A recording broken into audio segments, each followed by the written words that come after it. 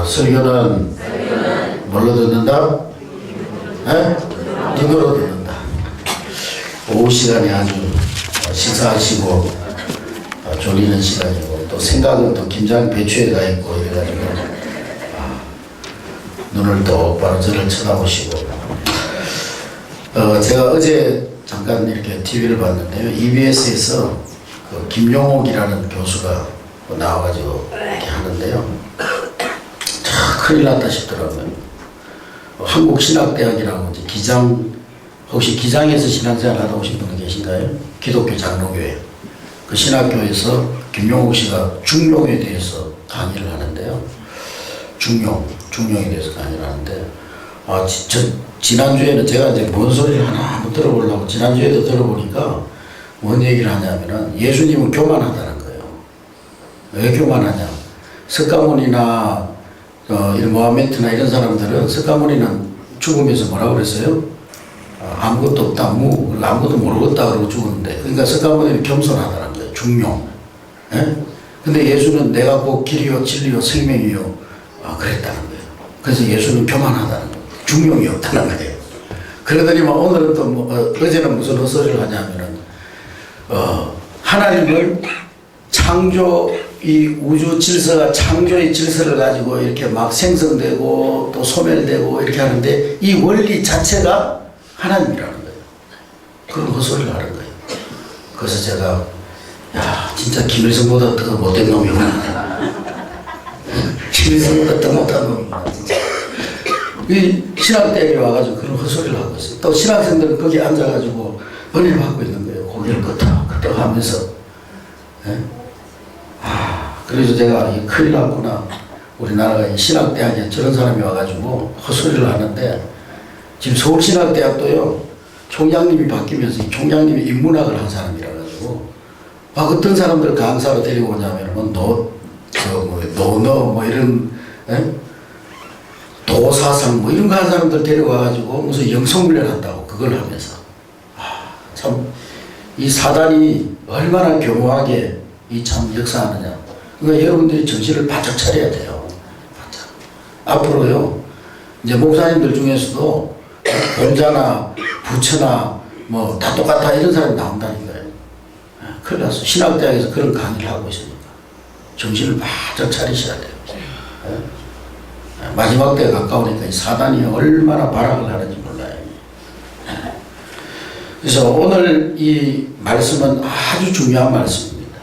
이 이단들 중에 제일 근본적인 이단이 뭐냐면 예수가 하나님이심을 부인하는 겁니다. 이 김용옥 교수는요, 진짜 김일성보다 더 못한 놈인 이유가 뭐냐면은 종교다음주의자들도 유일신 하나님은 인정하는데 이 사람은 유일신 하나님도 인정 안 하는 거예요. 종교다음주의자들은 그래도 하나님은 한 분이지만은 하나님 만나는 길은 여러 길이 있을 수 있다. 그러면서 예수도 하나님 만나는 길이고 석가모니도 하나님 만나는 길이다. 이렇게까지는 얘기하는데요. 이 사람은 아예 하나님, 그 유일신 하나님 자체를 부정해버리는 거예요. 그러니까 자연 질서 이게 하나님이라는 거예요. 그냥. 생겨나고 소멸되고 또 다시 생성되고 이게 하나님이라는 거예요. 이 원리, 자연 우주 원리 자체가 하나님이라는 거예요. 그러니까 이거 진짜 나쁜 놈이죠. 근데 오늘 이 말씀은 바로 예수님이 하나님이라는 분명한 우리에게 근거를 주는 그런 말씀입니다. 할렐루야. 그러니까 여호와 증인들이 오면은요, 틀림없이 그렇게 얘기합니다. 예수는 피조물이다. 하나님이 창조한 피조물이다. 예수는 선지자 중에 훌륭한 선지자 중에 한 사람이지 하나님이 아니다. 그렇게 얘기를 하는데 예수님이 하나님이심을 증명하는 이 성경 구절이 바로 오늘 이 말씀이에요. 자, 1절부터 3절까지 우리 한번 다 같이 읽습니다. 시작. 태초에 말씀이 계시니라. 이 말씀이 하나님과 함께 계셨으니 이 말씀은 곧 하나님이시니라. 그가 태초에 하나님과 함께 계셨고 만물이 그로 말미암아 지은 바 되었으니 지은 것이 하나도 그가 없이는 된 것이 없느니라. 자, 그런데 이 말씀이 태초에 계셨던 이 말씀, 하나님과 함께 하셨던 이 말씀이 14절에 보니까 어떻게 됐다고 그랬어요? 14절 시작. 말씀이 육신이 되어 우리 가운데 거하심에 우리가 그의 영광을 보니 아버지의 독생자의 영광이요 은혜와 진리가 충만하더라. 할렐루야. 하나님이신 말씀이 뭐가 됐어요? 육신이 됐어요. 하나님 육신이 되신 분이 누구예요? 예수님입니다. 성경은 분명히 예수님은 하나님이심을 오늘 말씀을 통해서 우리에게 전도하고 있는 것입니다. 아멘. 그러니까 다른 이름으로는 구원받을 수가 없어요. 천하인간이 구원받을 만한 다른 이름을 우리에게 주신 적이 없어요. 오직 예수 그리스도 그 이름으로만 구원받는 것입니다. 할렐루야. 그래서 오늘 이 사도 요한은 예수님이 누구냐 거기에 대한 답변으로 예수는 바로 뭐다? 예수님은 말씀이다. 따라합시다. 예수님은 말씀이시다. 자, 그래서 말씀이라는 단어에 예수님을 넣어가지고 한번 읽어보겠습니다. 그럼 똑같은 말이 되는 거예요. 1절부터 3절까지 다 같이 1절만 있습니다. 1절 시작. 태초에 예수님이 계시니라. 이 예수님이 하나님과 함께 계셨으니 이 예수님은 곧 하나님이시니라. 할렐루야. 아멘. 한마디로 예수님은 창조의 능력을 가지신 참 하나님이시라는 것입니다. 근데 참 하나님이신 예수님께서 육신이 되어 우리 가운데 내려오셨다는 거예요. 말씀과 같이 말씀이 되신 예수님께서 육신의 옷을 입고 이 땅에 내려오셨다는 거예요. 어떤 분이 그 힌두교 나라에 가가지고 복음을 전하는데 이 힌두교 교인한테 선교사님이 복음을 전해야 되는데 성육신에 대해서 예수님이 육신을 입고 우리 가운데 내려오셨다는 것을 설명해야 되는데 어떻게 설명할 방도가 없는 거예요. 그래서 고민을 하는데 하루는 트랙터를 타고 논길을 이렇게 가는데 개미떼들이 막 지나가고 있어요. 개미떼들이 지나가고 있는데요. 지금 개미떼들이 이 트랙터가 그 개미떼들이 지나가는 대로 지나가면 어떻게 되죠? 트랙터 밖에 올라가면은 죽을 거 아니에요. 그러니까 이 힌두교 신자들은 살생을 안 하잖아요. 살생. 윤회사상을 믿기 때문에. 그 개미가 나중에 뭐 자기 아버지가 될지 할아버지가 될지 그 개미가 지금 할아버지가 죽어가지고 개미가 된지 모르거든요. 그러니까 살생을 안 해요. 윤회사상입니다. 그래서 이 개미들은 막 피하라고 빨리 피하라고 외쳤지만은 개미는 아무것도 하지 않고 그냥 지나갑니다. 그렇다면 어떻게 해야 그 개미들을 구할 수 있겠습니까? 네? 어떻게 해야 그 개미들을 구할 수 있겠어요? 구할 수 있는 방법은 하나밖에 없어요. 그 사람이 개미가 돼가지고 개미한테 직접 알려주는 방법밖에 없어요. 왜냐? 사람하고 개미는 대화가 안 나기 때문에 그 개미를 살리려면은요, 그 사람이 개미가 돼가지고 개미한테 개미의 말로 야, 지금 트랙터 오니까 빨리 피해라. 그 방법밖에 없어요. 그러니까 이와 마찬가지로 하나님께서는 깨닫지 못하는 우리 인간에게 우리 인간을 구원하기 위해서 친히 인간이 되셔서 우리 가운데 내려오셨습니다. 그분이 누구냐? 바로 예수 그리스도시라는 거예요. 할렐루야. 우리 원래 인간은 하나님의 형상대로 창조되었기 때문에 죄가 없이 창조돼요. 원래 인간은 하나님의 형상대로 지원받아서 창조적인 지혜를 가지고 영원히 살 수 있는 영적 존재로 창조되어졌습니다. 할렐루야. 그래서 첫사람 아담과 하와가 살던 에덴 동산에는 아무런 문제가 없었어요. 생로병사는 물론이고 어떤 부족함도 없었어요. 영원히 행복하게 하나님 안에서 하나님과 교제하며 살도록 창조되어진 거예요. 에덴 동산에는. 그런데 어느 날 문제가 왔습니다. 하나님께서는 창조주와 피조물을 구분하는 한계점으로 선악과를 뒀어요. 어떤 사람은 그래요. 하나님이 쓸데없이 선악과를 만들어가지고 왜 선악과 따먹고 타락하게 만들었으면 안 따먹었을 텐데. 그리고 선악과를 갖다가 이렇게 뭐 철조망을 쳐놓든지 해야 되는데 철조망도 안 쳐놓고 그것도 선악과를 좀 맛없게 만들었으면 됐을 텐데 보암직하게 먹음직하게 지혜롭게 할 만큼 만들어 놓고는 왜 따먹고 타락하게 만들었냐. 그렇게 얘기하는 사람이 있어요. 근데 선악과는요, 따먹고 죽으라고 하나님 만드는 게 아니고 따먹지 말고 영생하며 살으라고 만들어 놓은 거예요. 그 무슨 말이냐면 신호등이 있어요. 신호등. 여러분 신호등이 있으면 빨간불이 들어오면 어떻게 해야 돼요? 예? 멈춰서 해야죠.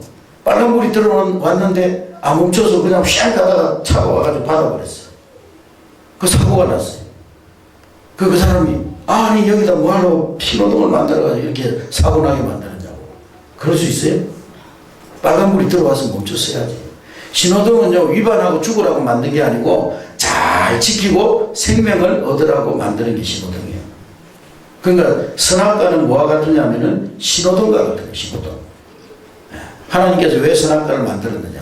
이 동산 안에는 너희들을 미혹하는 사단이 있으니까 잘 정신 차리고 그 미혹에 넘어가지 말고, 그리고 너희들은 창조주가 아니라 피조물이다.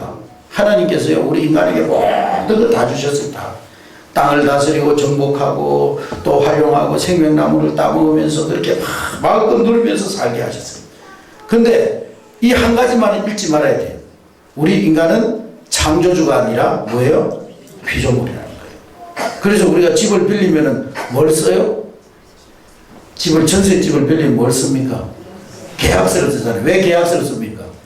네가 주인이 아니고 내가 주인이라는 거예요. 너 빌려 쓰는 거라 이거예요. 하나님께서 너희가 창조주가 아니라 피조물이라는 것을 알리기 위한 계약서와 같은 것이 선악과예요. 그러니까 선악과 따먹고 죽으라고 만드는 게 아니고 선악과를 보면서 잘 근신하고 너희들이 창조주가 아니라 피조물이라는 생각하고 하나님 안에서 행복하게 살라고 선악과를 만들어 놓으신 거예요. 그러니까 창조주와 피조물을 구분짓는 경계선이 뭐냐? 선악과예요. 선악과. 그래서 하나님은요 이 선악과만 없으면 인간은 하나님하고 똑같아요. 근데 선악과를 만들어서 우리 인간은 하나님이 아니라 피조물이라는 것을 선악과를 통해서 말씀하고 계시는 거죠. 그런데 창세기 3장에 보면 사단이 나타나가지고 너희들이 이 선악과 따먹으면 하나님처럼 될 것이다 유혹했어요. 그런데 이 사단의 유혹에 넘어간 아담과 하와가 선악과를 따먹으로 말미암아서 하나님의 말씀에 불순종하고 그 결과로 하나님을 떠나게 되고, 결국에는 하나님을 떠남으로 말미암아 물고기가 물을 떠나면 어떻게 돼요? 불행해지는 거죠. 나무가 땅에서 뿌리 뽑히면 어떻게 돼요? 죽어요. 우리 인간은 하나님 안에 살아야 되는데 죄를 범하고 하나님 떠나니까 우리 인생이 영적 고화가 되어버려요. 불행해지는 거예요. 그것이 바로 창세기 3장으로 사건으로 인한 원죄인 거예요. 원죄. 따라합니다. 원죄.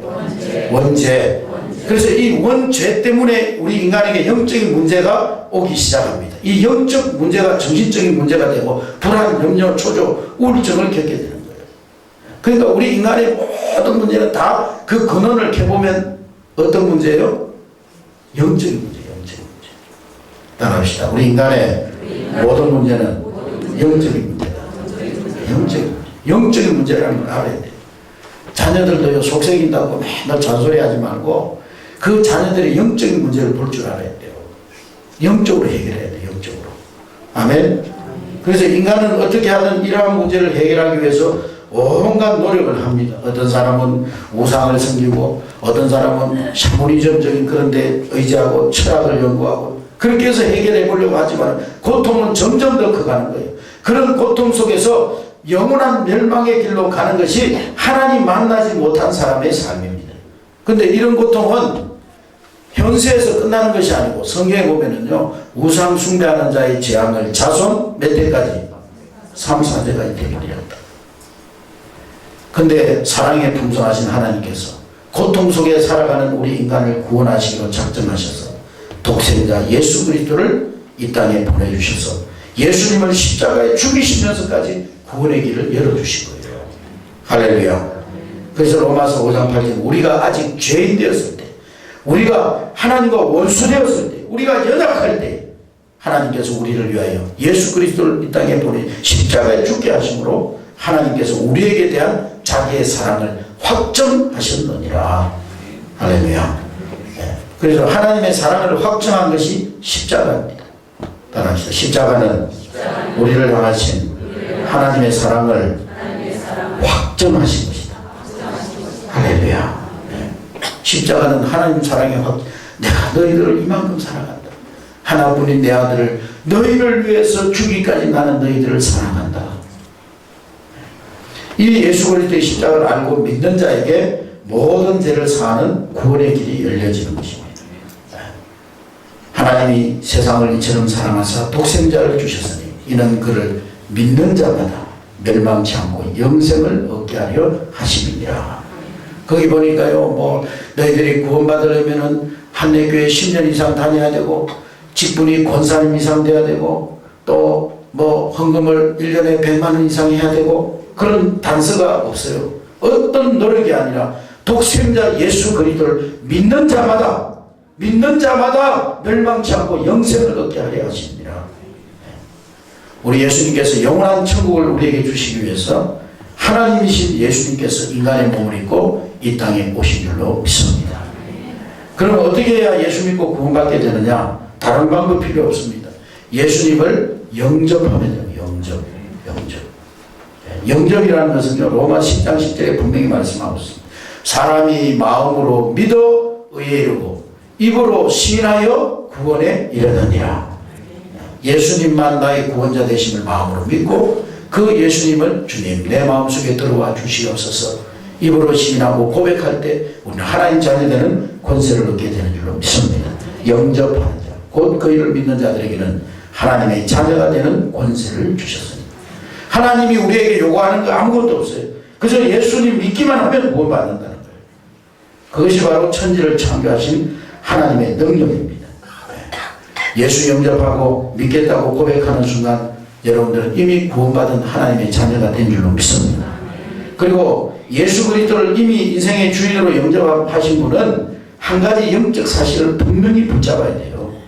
오늘 본문 말씀에 말씀이 곧 예수 그리스도라고 밝히고 있듯이 말씀이 중심이 되는 신앙생활을 해야 되는 거예요. 따라합시다. 말씀이 중심되는 신앙생활을 해야 된다. 그러니까 예배를 통해서 여러분들이 하나님 말씀 듣고 그 말씀을 자신의 삶에 그대로 적용하는 것이 중요해요. 말씀이 바로 살아계신 하나님이십니다. 아멘. 요즘 뭐 태양열을 이용해가지고 태양열을 이용해서 에너지를 절약하는 그런 방법들이 많이 이제 건축에 사용되고 있는데요. 이 태양열 주택을 보면은 태양열을 이용하기 위해서 뭐가 있어요? 지별판이 있죠. 지별판. 태양열을 이렇게 집중적으로 빨아들이는 그 지별판이 있어요. 이 지별판은요, 태양열을 더 많이 받기 위한 장치입니다. 그러니까 우리의 영적인 자세도 이 태양열 지별판과 같아야 되는 거예요. 하나님 말씀 하나라도 놓치지 않고 내가 받아들이겠다는 그런 영적인 자세를 가지고 신앙생활을 해야 돼요. 그래야 생명력 있는 신앙생활을 할 수 있어요. 말씀이 곧 하나님이기 때문에. 할렐루야. 한해교회 모든 성도 여러분들이 오늘 예수 그리스도를 인생의 주인으로 영접하시고 태양열, 진열판과 같은 영적 자세를 가지고 생동감 넘치는 신앙생활을 하게 되기를 주님의 이름으로 축원합니다. 말씀 듣는 시간에 눈이 번쩍번쩍 막 살아있어야 돼요. 그러니까 제가 말씀 듣는 자세를 보면 그 사람의 앞길이 보인다니까. 말씀이 하나님이기 때문에. 네? 여러분 신앙생활 뭐 가지고 할 겁니까? 앞으로도 뭐 가지고 신앙생활 할 거예요? 그렇죠. 말씀이죠. 뭐 여러분 깜다고 가지고 신앙생활 할 거예요? 뭐 어디 가가지고 하면 된다, 할 수 있다, 막 이런 신념 가지고 할 겁니까? 어떤 사람은 교회 다니는 사람은 성경책은 안 읽고요. 서점에 가가지고 막 할 수 있다, 하면 된다, 적극적인 사고방식 이런 거 읽고 막 가가지고 적극적으로 했다가 쫄딱 망했다 하잖아요. 하나님 밖에서는 할 수 있는 게 없어요. 말씀만 할 수 있는 말씀. 그러니까 설교 시간에 말씀 듣는 자세를 보면은요, 그 인생이 대충 보입니다. 대충 보여요. 말씀을 막 지별판이 열을 빨아들이듯이 막 흡입해야 돼, 흡입. 어떤 사람은 아멘, 아멘! 막 이러더라고요. 정말 그런 자세로 하나님 말씀 막 빨아들여야 돼. 그리고 삶도 하나님 말씀 따라가야지. 왜 내 고집 가지고 신앙생활하고, 왜 내 어떤 잘못된 그런 선입견 사고방식 가지고 신앙생활하고, 말씀 따라가는 신앙생활을 해야지. 오늘 여러분들이 하나님 말씀 안에 거함으로써 오늘 우리 찬양 3여전도에서 찬양했는데 나의 안에 거하라. 나의 안에 거한다는 게 뭡니까? 말씀 안에 거한다. 하나님 말씀 안에. 말씀이 내 안에, 내가 말씀 안에. 마치 막 스펀지에 물이 들어가면 물이 스펀지고 스펀지가 물인 것처럼 하나님 말씀과 내가 하나 되어져서 움직여 가야 되는 거예요. 다윗이 말씀 고백한 것처럼 주의 말씀은 내 발에 뭐요? 등이요 내 길에 뭐요? 빛이십니다. 말씀 따라가는 여러분 되시길 바랍니다. 4절 5절 다 같이 읽습니다. 시작. 그 안에 생명이 있었으니 이 생명은 사람들의 빛이다. 빛이 어둠에 비추되 어둠이 깨닫지 못하더라. 사도 요한은 우리가 믿는 예수님이 생명이요 빛이라 그렇게 비유했습니다. 우리가 예수님 믿기 전, 다시 말하면 하나님 떠난 상태에 있을 때는 생명이 아닌 죽음, 빛이 아닌 어둠에 사로잡힌 상태였습니다. 그런데 생명이요 빛이신 예수 그리스도를 영접한 후에는 예수 그리스도의 생명과 빛이 우리 안에 거함으로써 더 이상 죽음과 죄의 어둠에 사로잡힌 존재가 아니라 이제는 어둠에서 완전히 해방된 존재예요. 할렐루야. 아프리카 신화에 보면 그런 얘기가 있어요. 하루는요 바람이 해에게 어둠이 뭔가를 가르쳐주려고, 이 태양이 어둠을 모르는 거예요. 그래서 어둠이 뭔가를 설명하기 위해서 태양을 데리고 어디로 들어갔냐면 어두운 동굴 속으로 들어갔대요. 근데 태양이 어두운 동굴 속으로 들어가는 그 순간에 어떻게 됐을까요? 어둠은 다 물러가 버렸어요. 그래서 어둠을 설명하지 못했다는 거예요. 예수님은 생명의 빛이십니다. 예수님이 우리 가정에 임하는 순간에 어둠은 다 떠나간다. 여러분 삶에 임하면 어둠은 다 예수님 임하는 그 순간에 다 떠나가거든요. 그러니까 신앙생활 하면서도요 걱정하고 고민하고 갈등하고 막 조금 어렵다고 막 염려하고 근심하고 이런 사람은 생명의 빛이신 예수 그리스도를 온전히 누리지 못하기 때문에, 생명의 빛이신 예수님으로 충만하면 어두움은요 임할 수가 없는 거예요. 어두움은 그 어디에도 역사할 수가 없는 거예요. 생명의 빛이신 예수님으로 충만한 여러분 되시길 바랍니다. 빛과 어두움은 공존할 수 없어요. 예수님이 내 안에 거하시는데 삶의 그늘이 있을 수 있나요? 없어요. 빛과 어두움은 절대로 공존할 수 없습니다. 예수님이 여러분 안에 있으면 모든 사망의 권세, 죄의 어두움, 저주의 권세, 거기로부터 완전히 해방된 줄로 믿습니다. 그래서 로마서 8장 1절 2절을 보니까 이제 그리스도 예수 안에 있는 자에게는 결코 정죄함이 없나니 그리스도 예수 안에 있는 생명의 성령의 법이 죄와 사망의 법에서 너희를 해방하였습니다. 바울 선생님도요 예수님에 대해서 온전히 깨닫지 못할 때는 자기 열심 가지고 막 신앙생활 하려고 자기 나름대로 잘해보려고 몸부림치고 막 열심히 천하게 살려고 율법 가지고 막 했는데 안 돼요. 자기 열심 자기 깡다고 가지고 막 해올라오니까 열심히 하면 할수록 오라 공부 안 잘하다 누가 나를 이 사망의 몸에서 건져낼 까. 근데 바울이 언제 이 고백을 했느냐? 예수 그리스도 안에 있는 생명의 빛을 발견하고 나서 그리스도 예수 안에 있는 자에게는 결코 정죄함이 없나니 예수 그리스도 안에 있는 생명의 성령의 법이 죄와 사망의 법에서 우리를 해방하였습니다. 고백했어요. 예수님은 결론이 딱 나니까요 이제는 그 어떤 것도 나를 얽어맬 수 없다고 했어요. 그래서 오늘 로마서 8장 1절 2절에 보면은요 나는 빛으로 세상에 왔다니 물론 나를 믿는 자로서 어둠에 거하지 않게 하려 합니다. 빛이 비치면 어둠은 자연적으로 사라지게 되는 거예요. 여러분 영적인 빛이 되시는 예수 그리스도가 선포되는 현장마다 어둠이 꺾이고 생명이 살아나게 될 줄을 믿습니다. 예수님께서 이 땅에서 귀신을 쫓아내시고 병든 자들을 고치시고 살리시는 사역을 하셨어요. 그것이 바로 빛의 사역이에요. 빛의 사역. 우리 눈에는 보이지 않지만 영적 세계가 분명히 있습니다. 이 영적 세계는요 사단 혹은 마귀라고 하는 흑암의 세력 우두머리와 그 졸개인 귀신들이 활동하고 있어요. 이 영적 세계에는 이들은 지금도 믿는 자들을 미혹해서 하나님 자녀된 신분과 권세를 누리지 못하도록 공격합니다. 사단은요 두 가지 전략밖에 없어요.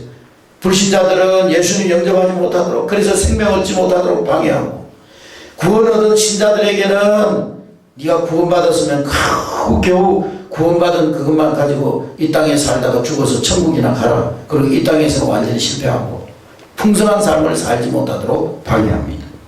그러니까 이 사단은요 불신자들은 복음의 진리를 보고 듣지 못하도록 눈과 귀를 가리는 역할을 하고, 신자들에게는 하나님 자녀된 신분과 권세와 능력과 축복을 누리지 못하도록 속입니다. 우리는 눈을 열어서 하나님 자녀에게 주신 이 풍성한 삶, 하나님 자녀에게 주신 능력과 권세, 그것을 빼앗기지 아니하는 여러분 되시길 주님 축원합니다. 우리가 예수 믿고 난 후에 해야 할 중요한 일이 바로 이 눈에 보이지 않는 이 흑암의 세력, 우리를 막 실패시키려고 하는 이 영적 세력과 영적 싸움을 해야 되는 거예요. 영적 싸움. 근데 이 영적 싸움을 어떻게 해야 되느냐? 바로 예수 그리스도 이름의 권세를 가지고 싸워야 되는 거예요. 여러분, 마귀가 뭐 핵폭탄 터뜨리라고 마귀가 죽나요? 미사일 쏘면 마귀가 죽나요? 마귀는 뭐 미사일 쏜다고 죽는 존재가 아니에요. 마귀를 이기신 이름은 누구 이름밖에 없어요? 예수. 그러니까 우리는 영적 싸움은 누구의 이름으로 해야 돼요? 예수 이름의 권세를 가지고 싸워야 되는 거예요. 여러분들이 예수 그리스도 이름으로 기도할 때 흑암이 꺾이고 하나님의 나라가 임하게 되는 거예요. 그러니까 여러분들이 예수 그리스도 이름의 비밀을 아는 만큼 예수 이름 부를 때 능력이 나타나는 거예요.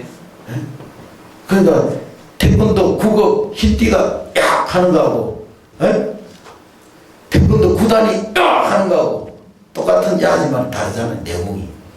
예수 그리스도를 알고 예수 이름 부르는 거하고 예수 이름도 모르고 벌로 예수 이름 부르는 거하고 나타나는 능력이 다른 거예요. 권세가 다른 거예요.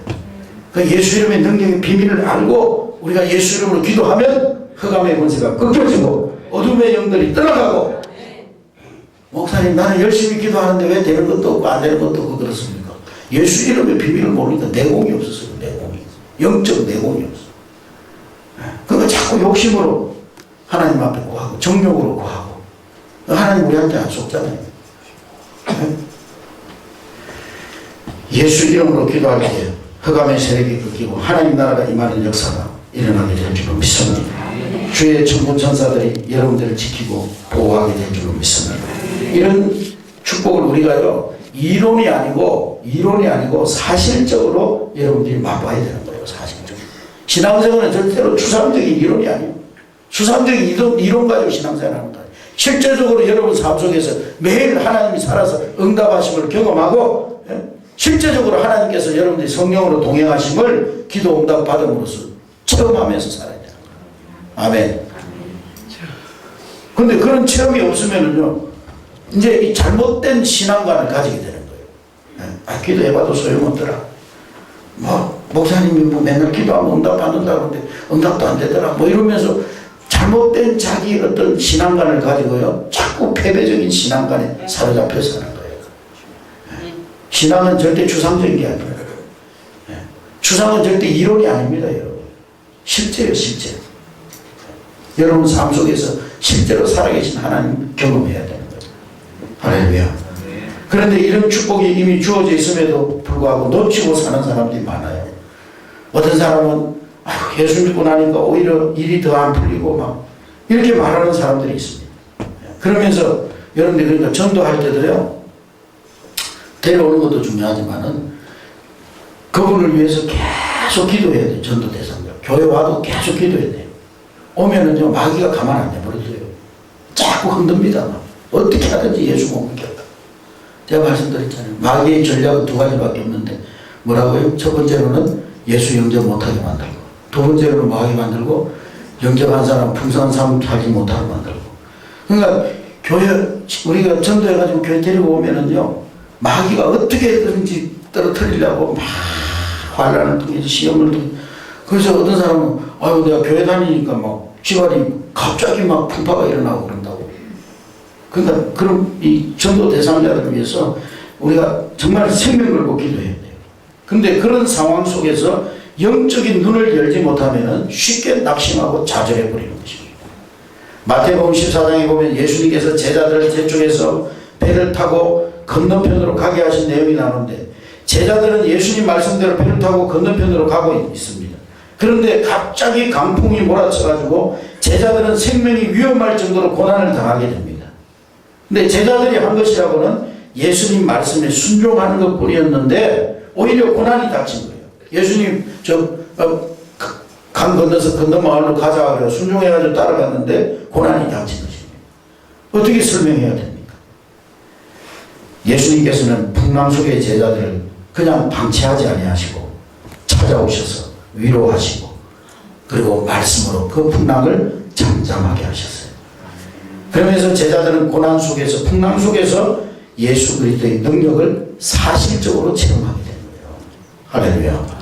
그러니까 여러분 인생에 풍랑이 오면은요, 하나님의 능력을 사실적으로 체험할 수 있는 기회입니다. 아멘. 풍랑이 막 일어나면은요, 하나님이 역사하실 때가 가까웠군요. 하나님의 역사를 기다려야 돼요. 풍랑이 일어난다고 원망하고 불평하고 아이고 죽게 됐네 그러면서 막 근본적인 걸 부인해버리고 하나님 살아계시면 그럴 수가 있냐 막 이러면서, 그러면은요 배하고 다 통째로 다 뒤집어 죽는 거예요. 풍랑이 찾아오면 하나님이 이제 능력으로 역사하시는, 살아계신 하나님 사실적으로 체험할 때가 왔구나. 기도하고 하나님의 때를 기다리면 하나님이, 예수님이 직접 우리의 삶의 고난 속에 들어오셔서 그 풍랑을 말씀 한마디로 잠재워버리는 거예요. 아멘. 말씀에 붙들어야 되는 것입니다. 여러분들이 신앙생활하면서 문제와 사건 속에 빠질 수 있습니다. 근데 환경에 속으면 안 돼요. 풍랑이 일어날 때 막 예수님이 베드로야 무리를 걸어오더라 하니까 베드로가 처음에는 예수님만 쳐다보고 막 걸어갔어요. 그러다가 조금 걸어가다가 이제 자기가 걸어가는데 신기하잖아요. 지금 예수님 걸어오라고 해가지고 믿음으로 막 걸어갔더니 막 걸어갔는데 막 신기해가지고요, 가다가 뭘 쳐다봤어요? 예수님만 보고 가야 되는데 풍랑을 또 쳐다봤어요. 그가 막 빠져드는 거예요. 그 예수님이 또 건져주시잖아요. 우리가 그럴 때가 많아요. 풍랑이 일어나도 주님만 바라보고 다 나가면은 풍랑 위를 걸어갈 텐데 자꾸 풍랑 쳐다보고 내가 이게 그러니까 자꾸 빠지는 거예요. 좀 어려워도 하나님 능력 바라보고 믿음으로 말하고 믿음으로 고백하고 잘 되고 있다고 하고 잘 될 것이라고 고백하고, 풍랑 속에서도 그 풍랑 위로 걸어오시는 주님 바라보고 가야 되는 거로부터. 아멘. 사도 바울은 우리가 알거니와 하나님 사랑하는 자 곧 그 뜻대로 부르심을 입은 자들에게는 모든 것이 합력하여 선을 이루느니라. 어떤 상황 속에서도 우리는 절대 긍정의 복음적 삶을 살아갈 때 생명의 빛 되시는 그리스도 안에 있는 절대 행복, 절대 능력을 맛보게 되는 거예요. 아멘. 예수 그리스도 안에서 여러분들이 하나님의 능력으로 큰 일을 행하고 반드시 승리를 얻는 그런 영적 거장들이 되시기를 주님의 이름으로 축원합니다. 그냥 조사거리고 그냥 오도방정 떨고 그냥 인내하지 못하고 기대하지 못하고 말로 다 뒤집어 엎어버리고, 그냥 하나님이 역사하시려고 그러는데 그냥 말로 다 뒤집어 엎어버리고, 하나님이 역사하시려고 그러는데 그냥 밖으로 다 뒤집어 놔버리고, 그런 깊이 없는 신앙이 되면 안 돼요. 좀 하나님의 때를 기다리면서, 여러분 십자수를 놓으면은요, 십자수의 뒷면을 보면 이게 뭔지를 몰라요. 혼란스러워요. 근데 한번 딱 뒤집어 보면은 아름다운 그림이 나오잖아요. 우리의 삶의 과정 속에는 마치 십자수의 뒷모습과 같이 이것이 뭔지, 뭔 그림인지, 하나님 때를 기다리고 기도하고 인내하고 합력하여 성을 이루신 하나님 바라보면서 때를 기다리면은요, 딱 뒤집어 보면 아름다운 그림이 나오는 거예요. 아름다운 인생의 그림이 싹 나타나기 시작하는 거예요. 아멘. 여러분, 비타민 D가 부족하면 골다공증에 걸린다고 합니다. 골다공증에 걸리면은요, 뼈에서 이 뼈에 힘이 빠지고 부실해져가지고 잘 넘어지고, 그리고 넘어지면 골절이 잘 됩니다. 그래서 큰 문제가 발생합니다. 그래서 그것을 예방하기 위해서 비타민 D를 잘 보충시켜줘야 됩니다. 이 비타민 D는요, 음식을 통해서도 섭취되지만은, 비타민 D는 어떻게 충분히 받을 수 있느냐 하면은, 햇빛을 충분히 받으면 몸에서 비타민 D가 막 생성이 된다는 것이에요. 마찬가지로 우리가 예수 그리스도의 생명의 빛을 받으면 영적 비타민 D가 우리 안에서 막 생겨나게 되는 거예요. 그 영적으로 건강한 체질이 되는 거예요. 할렐루야. 아멘. 반면에 예수 그리스도의 생명의 빛을 받지 못하면 영적 골다공증에 걸리기 쉬워요. 맨날 시험에 걸려가 잡아지고 넘어지고, 맨날 교회 신앙생활 하면서도 마음의 기쁨이 없고, 항상 마음속에 뭔가 낚싯바늘 하나 딱 가지고 오시는 거예요. 결례 넘어지고. 생명의 빛이신 예수님이 그 빛을 날마다 공급받아서 영적으로 건강한 그런 신앙인들이 되어야 돼요. 아멘. 웬만한 시험, 웬만한 상처, 웬만한 환란은요, 예수 생명으로, 예수의 능력으로, 예수의 은혜로 넘어서야 됩니다. 믿음의 거장이 돼야 돼요. 아멘. 어린아이처럼 돼가지고 에스겔서에 보면은 물이 막 강간에서 흘러나오는데 물이 발목에 있으니까 어떻게 돼요? 처음에는 발목에, 그 다음에 무릎에. 말씀이 발목 신앙인 사람은 항상 발목에 걸려 넘어져요. 잘 넘어져요. 잘 잡아져요. 근데 나중에 그 물이 점점 타가지고 어떻게 됐어요? 예? 바다를 이루고 창이라면 그게 막 헤엄을 치고 막 자유롭게 막 그 물 속에서 놀잖아요. 우리 신앙이 그렇게 돼야 돼요. 아멘. 어떤 사람은 말씀 듣다가 잡아져 버려요. 말씀 듣다가 시험 들어버려요. 그 정도 수준이 되면 어떻게 되겠어요? 말씀 안에서 막 풍성한 비밀을 캐내고 막 그 안에서 막 하나님의 풍성한 복을 누리고 그래요. 아멘. 예수 그리스도의 빛을 받는 자리가 바로 예배의 자리입니다. 예배를 통해서 말씀을 통해 영적 비타민 D를 많이 생성시키고 활기찬 그런 신앙생활을 하는 저와 여러분 될 수 있기를 주님으로 축원합니다. 신앙생활을 최우선순위를 말씀에 두고 예배에 두고 하나님께 최고의 영광을 돌려드림으로써 빛 대신 그리스도 안에서 영적인 은혜를 받게 되기를 주님의 이름으로 축원합니다. 할렐루야.